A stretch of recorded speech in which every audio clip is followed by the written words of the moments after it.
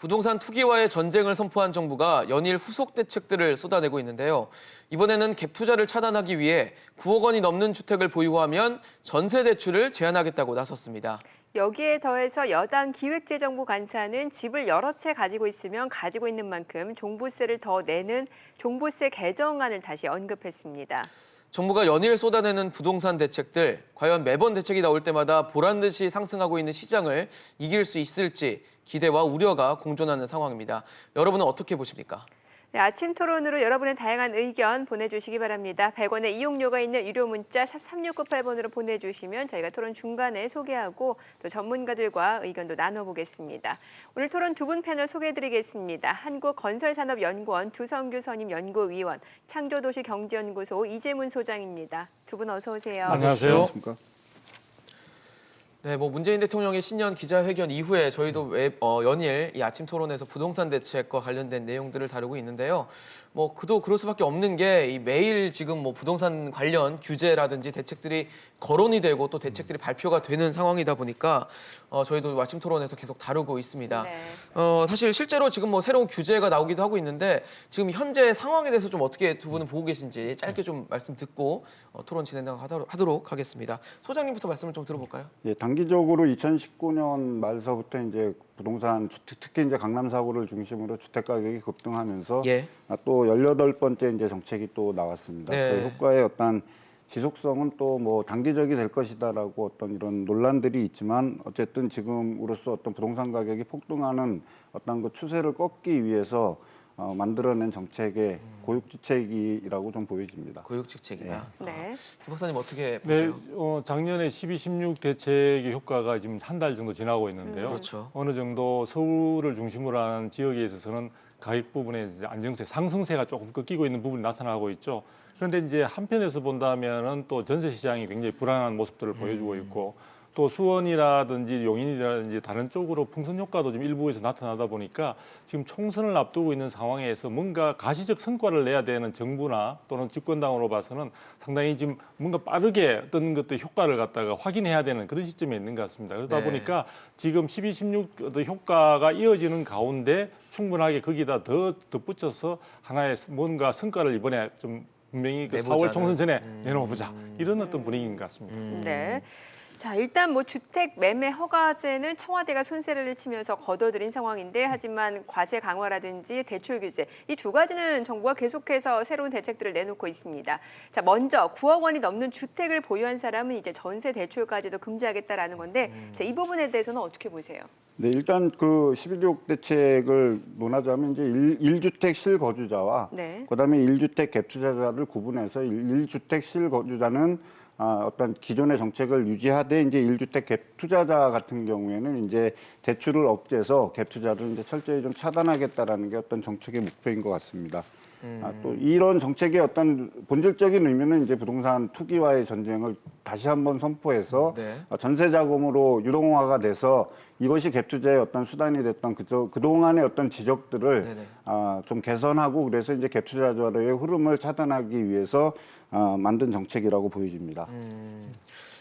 박사님 어떻게 네. 보셨어요? 일단 정부가 이제 부동산 시장과의 전쟁까지 선포를 한 상태로 있고요. 그러니까요. 그래서 이제 투기 세력을 중심으로 해서 강남 4구의 어떤 재건축 단지들을 중심으로 많이 해왔는데 그런 부분들에 대해서 이제 상당히 많은 어떤 대책들이 나왔지만 효과를 보지 못한 가운데 지금의 어떤 칼날 자체가 다주택자에서 이제는 1주택자까지 그 유주택자를 중심으로 하는 그런 쪽으로 이 전세 제도를 압박을 통해서 좀 강화를 하고 있는 것 같습니다. 그러니까 거의 이제 모든 시장에 있어서의 어떤 통제권을 최대한 좀 강화하는 상황이기 때문에 이런 부분들이 시장에 분명한 것은 공포감을 주고 있는 것은 분명히 맞는 것 같습니다. 그러나 이 부분이 성과로 이어질지 여부는 제가 볼 때는 저는 조금 우려스러운 상황으로 보고 있습니다. 의문이 좀 있으시군요. 네네. 성과로 네. 연결될지에 대해선. 사실 어제 나온 대책을 보면 이제 전세금 받아서 갭 투자하는 거 좀 막겠다라는 게 정부의 방침인데 그래도 기존 대출을 연장하는 건 허용을 해주더라고요. 예를 들어서 뭐 전셋집을 이사를 한다든지 아니면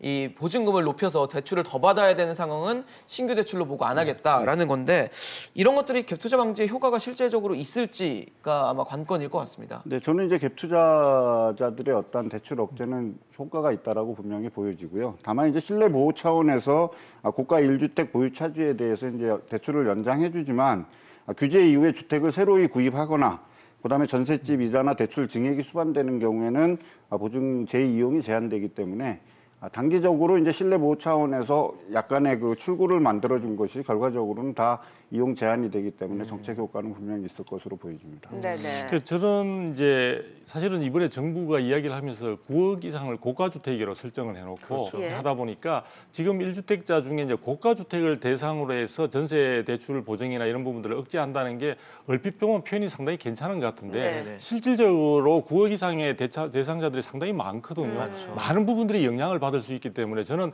1주택자의 경우에 있어서도 상당히 곤란한 경우가 많이 생길 수 있다 이래 보여집니다. 그리고 이 부분이 갭 투자를 본다면은 갭 투자자들을 막는다고 이야기하는데 갭 투자가 사실은 높은 전세가율을 바탕으로 해가지고 남은 부분들을 금융기관으로부터 대출을 받아서 잘 네. 투자하는 그런 모양새인데 그렇죠. 지금처럼 전세가가 최근에 보면 상당히 상승세를 보여주고 있거든요. 네. 그래서 전세가율이 다시 지금 높아지고 있는 상황에서 이 대출 부분을 억제한다고 해서 저는 충분히 이걸 갖다 막을 수 있을 것인가. 그래서 전세가율이 높게 되면은 그 차익 부분 정도만 가지고 있으면 금융기관으로부터 대출을 받지 않더라도 충분히 수익을 남길 수 있는 여지가 있고 현재처럼 공급 부분이 확충되지 않는 상태에서 향후에 주택 가격 상승을 예상해 본다면은 지금의 어떤 전세 대출 보증이나 전세 대출을 억제하는 것만으로는 갭 투자를 근본적으로 방지한다, 막는다 이 부분은 저는 좀 의문시 되고 있습니다. 네. 그러니까 뭔가 시장을 누르는 대책들이 나와서 매매가 되지 않으면서 이제 매매가는 억눌리는 상황에서 전세가가 높아지면은 갭 투자가 계속해서 있을 수 있다는 그렇죠. 말씀이시잖아요. 그러면은 이 전세가를 낮추는 게 관건이 될 것 같은데 이 대출 규제, 전세 대출 규제 말고 어떤 방법이 있을 거라고 보세요? 내가 볼 때 뭐 가장 뭐 매매 시장과 마찬가지라고 볼 수 예. 있습니다. 전세 물량들이 시장에 많이 나와야 되는 부분들이고요. 전세 물량들을 또 주요 공급으로 하는 데 있어서는 다주택자들이 상당히 기여를 하고 있다고 보여집니다. 그래서 민간 임대 시장에 있어서는 다주택자들이 이제 상당히 많은 물량들을 임대 물량으로 내놓기 때문에 그런 부분들에 대한 긍정적인 기능을 우리가 좀 사회적으로 인정할 필요가 있지 않느냐. 무슨 얘기냐면요. 전세 상당히 주택에 있어서 특정 지역에 상당히 그 주택 가격이 높을 때 전세가는 실제 매매가 대비 60, 70%에 머무르고 있으니까 네. 그 정도의 가격으로도 충분히 거기에 거주하고 싶으신 분들이 낮은 어떤 거주 비용으로 거주할 수 있게 되는 거거든요. 그런 부분이고 저는 기존에 있어서 다주택자들이 상당히 공격을 많이 받았던 부분은 그로 인한 임대 소득을 많이 가지면서도 그에 대해서 뭐 과세가 한다든지 이런 부분이 없었지 않습니까? 그래서 저는 이번에 갭 투자 부분과 함께 정부가 사실은 임대 소득에 대해서 과세를 원래부터 하기로 확정을 했기 때문에 그런 점에서 본다면 오히려 다주택자들을 억눌러서 전세 물량이 시장에서 나오는 것을 주춤하게 만들기보다는 충분히 나오게 함으로써 전체적으로 수급 상황에 따른 전세 시장의 안정을 도모하는 것이 훨씬 근본적인 대책이 되지 않을까 싶습니다. 네. 저는 이제 이재훈 두 박사님하고 소장님. 약간 좀 다른 견해를 가지고 네네. 있는데요. 네. 전세자금 대출이 사실 투기를 조장한 측면이 많습니다. 그러니까 전세자금 대출 제도의 어떤 부작용으로 할 수 있는 거는 시장에서 전세 가격이 오르게 되면 그 전세 가격을 소득으로 받쳐주지 못할 경우에는 다른 곳으로 이사를 한다든지 이렇게 해야 되는데 차액을 대출해 줌으로 인해서 계속 이제 그 역효과가 난 거죠. 전세 가격이 오르면 다시 매매 가격이 오르고 또 다시 전세 가격이 오르고 매매 가격이 오르고 이런 상황에 상승 작용을 했기 때문에 갭 투자자들에 대한 어떤 대출 제한은 확실하게 이제 저는 규제가 돼야 된다라고 보여지고요. 네. 단지 지금 이제 두 박사님 말씀하신 대로 공급을 늘린다든지 아니면 다주택자들에 대한 어떤 세제가 어느 정도 확립이 된다 그랬을 때 출구 전략을 열어서 시중에 전세 물건이라든지 이런 것들이 나와서 전세 가격이 하향 안정세를 유지하는 방향으로 가기 위해서는 일단 갭 투자를 먼저 차단하고 네. 그다음에 후속 정책들을 추진해야 된다라고 보기 때문에 일단 지금 현재 발표난 부분에서의 어떤 갭 투자자를 차단하기 위해서 실질적으로 갭 투자자는 다주택자들을 의미하지 않습니까? 네. 이제 그런 부분의 규제는 적절하다라고 보여집니다. 네네. 네, 지금 뭐 시청자 여러분들의 문자도 좀 들어오고 그러게요. 있어서요. 시청자 여러분들 문자 소개해드리고 계속 진행하도록 하겠습니다. 7292님, 요령만 부리려는 정부 정책, 이 정부가 끝날 때까지 방법이 없을 것 같습니다. 라고 비판적으로 의견 주셨습니다. 네, 끝자리 5594님이 한 채 채고 10채고 간에 집값이 몇 억씩 몇십억씩 하는데 일반 서민은 대출받아도 큰 부담입니다. 0489님은 임대차 보호법을 강화해야 합니다. 세입자들의 보증금을 계약 만기에 반환하지 못하면 민사관이 형사로 처벌하게끔 해야 됩니다. 강하게 좀 대안을 세워야 된다라고 의견을 주셨습니다. 네, 끝자리 9090님이 헌집에서 새 집으로 작은 집에서 좀 더 큰 집으로 가려는 욕구가 그렇게 잘못입니까? 예. 또 2914님 눈 뜨면 새로운 정책 정말 속상합니다. 정부가 집값 올려놓고 9억 원이 넘는 대출 규제는 서민 정책이 아닌 듯합니다라고 의견 주셨습니다. 네, 끝자리 5770님이 근본 대책은 교육제도 개선입니다. 누른다고 안 됩니다. 누르는 얘기 또 있네요. 네. 9700님 누르면 터집니다. 언젠가는 이번에는 터지면 날아갑니다. 너무 압박하는 것에 대한 비판을 좀 주신 것 같습니다. 네, 좀 네, 저희 토론 계속 진행하고 있으니까요. 여러분들 문자 계속 주시면 저희 의견도 반영하고 토론에 또 저희 전문가들께 질문할 수 있는 기회를 갖도록 하겠습니다. 사실 어제 나온 전세대출은 이제 금융당국에서 발표한 대책인 거고 이번 세금도 얘기가 되고 있습니다. 종부세 인상이 이 기정사실화된 상황인데 여권에서는 3주택 이상, 그러니까 집을 3채 이상 갖고 있는 다주택자들에게 세금을 좀 더 세분화해서 더 부과를 해야 된다라는 목소리가 나오고 있습니다. 어제 김정우 의원이 얘기를 했던데 이 네. 내용 어떻게 보셨어요? 네, 일단 이게 다주택자에 대한 근본적으로 정부가 접근하는 시각은 상당히 이제 부정적으로 보고 있기 때문에 그렇죠. 주택을 많이 보유한 데 대해서 제가 볼 때는 부정적 시각에서 출발하다 보니까 그 다음부터 모든 것들이 그런 규제 중심으로 가는 것 같습니다. 그럼 근본적으로 주택을 많이 가지는 게 왜 문제가 되느냐를 한번 생각해 볼 필요가 있는데요. 제가 조금 전에 말씀드렸다시피 주택을 많이 가지고 있더라도 그것으로 인해서 소득이 발생하게 되면 거기서 과세를 하면 되는 거거든요. 그런데 보유하고 있다는 것만으로 거기에다가 우리가 보면 부유세에 해당되는 그렇죠. 이 종부세를 더 추가적으로 압박용으로 쓴다는 것은 저는 조금 문제가 있다. 뭐 그렇게 하려면은 사실은 충분히 다주택자들이 그러면 정부 정책에 부응해서 빠져나갈 수 있는 출구 구멍을 전략을 만들어줘야죠. 마련해 줘야 되는데 네. 그러한 대상으로서 예를 들어 양도소득세를 갖다 낮추어 준다든지 함으로써 시장에 충분히 나올 수 있는 그런 문들은 열어주지 않고 사실은 굉장히 보유하고 있는 상태에서 어떻게 보면 보유하고 있는 데 대한 과세는 사실상으로는 미실현 이익에 대한 과세라고 볼 아무것도 수도 안 있습니다. 하는데 세금을 더 내는 상황이 될 자산 수 가치의 어떤 장부상의 가치만 올라가는 거지 이익이 현실화되는 건 아니거든요. 그렇죠. 그래서 그런 가운데 어떤 통정, 즉 압박만을 통해서 시장을 갖다가 공포감과 이런 것으로 인해서 어떤 그 균형이 아니라 조절을 하겠다는 이런 예. 사고 자체는 상당히 저는 뭔가 새로운 근본적인 좀 새로운 변화가 있어야 된다고 저는 생각을 합니다. 네. 소장님 어떻게 보셨어요? 어제 그 3주택 뭐 소유한 사람하고 5채 보유한 사람하고 똑같이 하면 되냐 이런 식으로 얘기하던데. 그러니까 이제 임대주택을 사업하시는 분이 몇백 채 가지신 분도 있지 않습니까? 그렇죠. 어떤 현금 보유라든지 자산 보유의 어떤 그 격차가 크기 때문에 아마 그 격차가 큰 부분에 대해서는 좀 더 중과세를 해서 조세 형평성을 낮추자는 취지에서 아마 김영우 의원이 좀 얘기한 것 같은데요. 네. 저도 뭐 일단 뭐 차등적으로 부과를 해야 된다라는 거는 응능과세죠. 능력이 있는 자에게 거에 걸맞는 세금을 부여해야 된다라는 그 얘기는 맞고, 네. 그렇게 해서 보유세가 점점 강화된다 그러면 당연히 거래세는 이제 인하가 될 겁니다. 근데 현재 지금 정부 정책의 기조가 양도세를 중과한다든지 종합부동산세 인상을 한다는 이 부분의 정책 목표가 지금 과열되고 있는 주택시장의 어떤 투기 수요를 억제하기 위한 정책수단으로 쓰기 때문에 네. 아직까지 정부에서는 그거를 정책수단이 효과가 충분히 발휘됐다라고 보지 않고 있기 때문에 아마 그 정책 기조가 좀 유지되는 것 같습니다. 네. 종합부동산세 등 보유세가 어느 정도 안정화가 되고 많은 사람들이 공감할 수 있는 부분까지 이제 세팅이 된다 그랬을 땐 당연히 거래세는 인하되겠죠.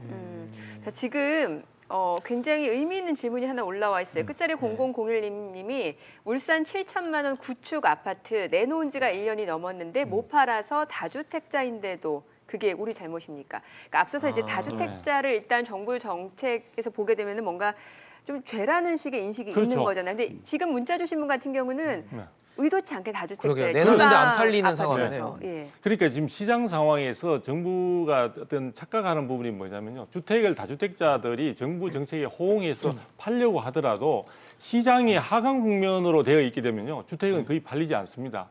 묘하게도 매매가 활성화되고 거래가 많이 되는 것은 주택이 오히려 상향되고 있을 때, 주택 가격이 상향되고 그렇죠. 있을 때. 샀을 때 기대가 있어야 살 것 같은데요. 그럼요. 그러다 보니까 지금 정부가 인위적으로 굉장히 규제를 통해서 시장을 누르게 되면은 시장이 경색되면서 가뜩이나 더 거래 심리 자체도 위축되는 상황이 되다 보니까 현재는 규제로 인해서 거래를 할 수 없는 그런 제도적인 장애도 많거든요. 상당수는 또 매물 잠김 현상도 있고 하니까 네. 그런 상태에서 규제를 계속 가하게 되면은 거래 심리도 위축되기 때문에 저는 거래가 더 안 되고 그렇게 될 경우에는 가격이 약세로 전환될 경우에 다주택자들은 정부의 정책에 호응해서 빠져나오고 싶어도 빠져나올 수가 없는 그런 상황으로 빠지게 됩니다. 그렇게 되면은 시장은 말 그대로 휴면 상태로 가면서 저는 더욱더 혼란이 초래될 가능성이 높지 않을까라는 우려가 됩니다. 네. 그러니까 저는 이제 정책은 양날의 검이라고 생각을 합니다. 예. 무조건 좋은 정책도 없고 무조건 나쁜 정책도 없죠. 결국에 정책을 핀다라는 거는 경기 흐름이라든지 소득 구조의 변화에 따라서 이제 주택 가격이 변동되는 거를 네. 단기적으로 차단하기 위한 어떤 억제 정책이라고 보여지는데요. 네.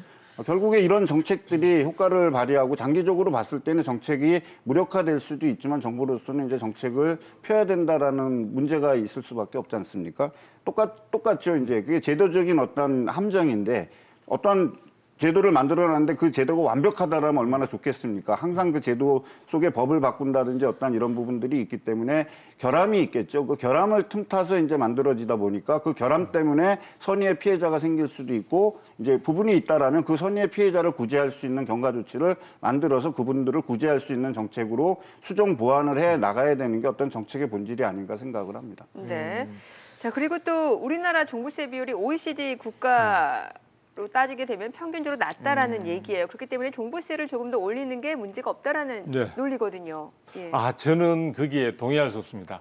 제가 이제 오늘 방송을 위해서 어제 이제 OECD 사이트에 네네. 들어가서 예. 그걸 한번 살펴봤거든요. 네. 그래서 이제 텍스 온 프로퍼티라고 해가지고 네네. 우리로 치면 아마 보유세 뭐 이런 정도 될 것 같아요. 재산세, 보유세에 해당될 것 같은데요. 네. 그걸 제가 살펴보니까 네. 거기에 지금 저기는 어떻게 나오는지 모르겠는데 우리 GDP에 우리나라가 3.3%로 되어 있습니다. 2018년도에. 비율이요. 네, 그래서 저건 2016년 기준으로 예. 나가고 그러니까 있는 것 같고요. 2018년도가 지금 자료가 다 올라가 있기 때문에 확인해 보시면 되는데요. 네. 우리가 그 G20 국가 중에서 프랑스, 영국, 캐나다에 이어서 4위에 해당됩니다. 물론 거기에는 웰스 텍스까지 포함해서 우리로 치면 부유세에 해당되는 종부세 정도 되겠죠. 네. 그까지 포함해서 거기에는 물론 동산도 포함이 되겠습니다만 전반적으로 볼 때 그 부분에 대해서 지금 이야기되고 있는 우리가 보유세가 낮다라고 하는 GDP 대비해서 낮다라고 하는 부분에 대해서 하나의 어떤 기존의 이야기가 나오고 나서 그게 계속해서 반복해서 돌고 있는 것 같아요. 그래서 제가 볼 때는 시청자분들께서도 제가 볼 때 지금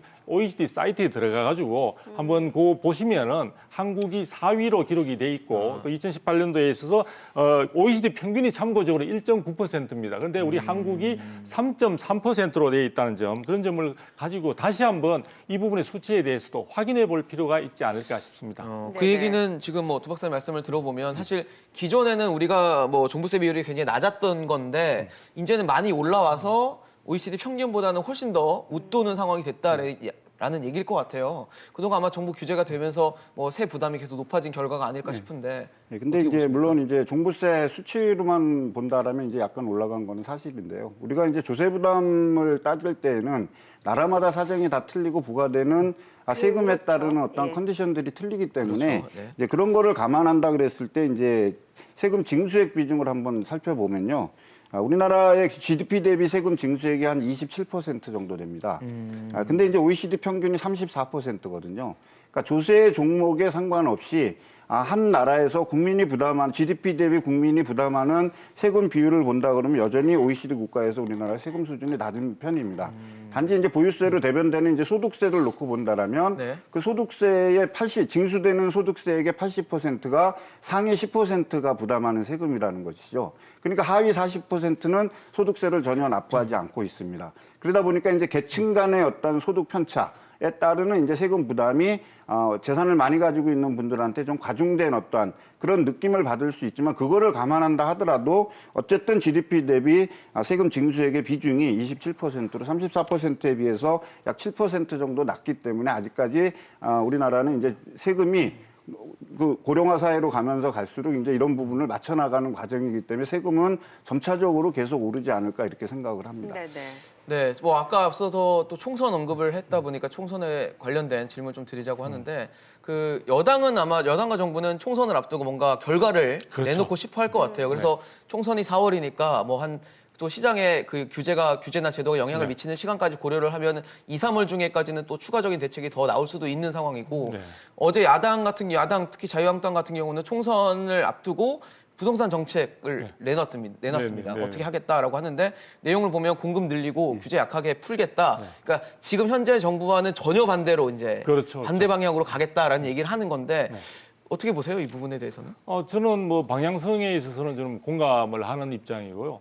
실제 지금 많은 규제들이 어떻게 보면 정부가 현재 노력하고 있음에도 불구하고 18차례, 19차례 대책이 계속 나오고 있고 예. 앞으로도 대통령께서도 계속 내겠다, 될 때까지 내겠다라고 말씀하시는 내겠다, 거는 네. 기존의 대책 자체가 사실은 그다지 효용이 없었다는 것을 가도 반증하는 어떤 표현일 수도 있거든요. 그런 점에서 효과가 나타날 때까지 하겠다는 건 다소 좀 억지스러운 측면들이 있습니다. 그런 점에서 보면은 지금 야당에서 상당히 시장 경제 원리의 기본에 맞도록 한번 돌아감으로써 또 공급 부족에 대한 시장의 우려들을 좀 불식시킬 수 있는 그런 쪽에 포인트를 두고 해보자라는 대안들을 이번에 제시한 것 같아요. 예. 저는 정부가 좀 귀담아 들을 필요가 있다는 생각이 들고요. 지금처럼 규제 중심으로 해서 시장의 공급 심리만 가중시킨다면은 이런 부분들이 과연 의미 있는 효과 내지는 결과를 갖다 얻을 수 있을까에 대해서 걱정이 됩니다. 그리고 제가 한마디만 좀 더 네. 말씀드리고 싶은 것은요. 예. 이야기하다 보면 아까 주택을 자꾸 다주택자들에 대해서 이제 비난하는 기조가 지금 정부에 많이 깔려 있는데요. 투기, 적 이렇게 그렇죠. 규정을 한 자, 것처럼 그런 보이죠. 부분과 관련해서 예를 들어 지금 어떤 그 토지 부분에 대해서는 제한적인 공급만이 가능하기 때문에 예. 실질적으로 어느 정도 억제를 하는 것은 필요하다고 보여집니다. 그러나 주택의 경우에는 용적률이라는 그런 부분 등을 통해서 또 상당히 여러 가지 방법에 따라서 상당수의 물량들을 좀 어느 정도 계획에 따라서 조율할 수 확장할 있죠. 수 있는 여지가 네. 있다는 점이죠. 그래서 주택을 토지와 마찬가지로 제한된 어떤 재화로 생각을 하고 여기에 지나치게 정책의 목표를 어떤 진영 논리를 갖다가 접목을 시키는 것은 상당히 전체적인 어떤 부동산 정책에 있어서 왜곡된 현상으로 이어갈 가능성이 많다는 점도 저는 정부에서 좀 유념해 주셨으면 합니다. 네. 소장님 어떠세요? 네, 여당과 어쨌든 뭐 야당 입장 차이에 대해서. 공급을 증가시키기 위한 어떤 확실한 시그널은 시장 가격 안정에 상당한 도움을 주는 중장기 정책이라고 볼 수 있습니다. 근데 2020년에 분양 물량이 약 이제 34만 6천호로 2017년부터 2019년 평균보다도 훨씬 많은 주택이 이제 공급이 됩니다. 어쨌든 2020년은 주택이 상당히 많이 공급되는 어떤 그런 부분이 있기 때문에 시장 안정의 어떤 효과로서 좀 작용할 것으로 보여지고요. 네. 어쨌든 정부 정책이 아까도 말씀드렸지만 단기적인 효과를 볼 수밖에 없기 때문에 여러 번의 정책이 이제 나오는 것이고 그 단기적인 정책의 효과가 있을 때 중장기적인 공급 계획을 지속적으로 발표하고 또 서울에서는 사실 많은 분들이 얘기하지만 재개발, 재건축을 하지만 재개발, 재건축으로 해서 집이 늘어나는 게 재건축 같은 경우는 한 30% 기존 세대보다 30% 증가하지만 재개발 같은 경우는 오히려 마이너스 15%거든요. 결국에 이런 것들을 축소하고 그다음에 또 이제 새로운 택지를 공급하기 위해서는 이제 폐교라든지 어떤 기존의 시설들을 전환해서 주택 용지로 새롭게 공급을 해서 이제 지속적인 어떤 공급 계획을 발표한다라면 중장기적으로 시장은 좀 안정될 거라고 보여집니다. 네. 자, 시청자분들이 각자 입장에서 또 많은 의견 올려주고 계십니다. 내용 좀 보도록 하겠습니다. 끝자리 7115님이 서울시 재개발을 활용해서 임대주택을 늘리고 주택 공급 향상에 힘써야 된다. 네, 또 551님은 아까 나온 의견하고 비슷한 네네. 의견입니다. 일시적 1가구 2주택인데요. 지방에 구축 아파트 팔려고 내놓은 지가 1년이 넘었습니다. 팔고 싶어도 팔리지가 않습니다. 라고 의견 주셨습니다. 네. 자, 그리고 1708님이 몇십억짜리 한남동 전세로 사는 무주택자와 살고 있는 집이 겨우 가격이 올라서 9억 이상이 된 주택, 보유세가 정답이 맞나요? 이렇게 올려주셨네요. 또 세금 관련된 내용인데요. 0647님 오로지 집 한 채 노후 대책으로 해놓은 사람인데 세금 때문에 노후가 걱정돼서 잠도 안 옵니다. 라고 의견 주셨습니다. 네. 자, 그리고 2300님은 복잡하고 어려운 대책 말고 보유세 인상이 정답이다. 또 이 0251님은 전세 대출 맞아 반전세를 사니까 대출 이자보다 더 높아서 부담이 크고 생활이 힘들어요. 규제를 좀 풀어주세요라고 규제 완화를 좀 요구하셨습니다. 네. 4822님이 자유경제에 맡겨야 되고 오르다가 일본처럼 거품이 빠지겠죠. 라고 올려주셨습니다. 네, 오늘 정부의 계속된 부동산 규제와 관련해서 이재문 소장, 두성규 선임연구위원과 함께했습니다. 두 분 말씀 감사합니다. 잘 감사합니다. 들었습니다.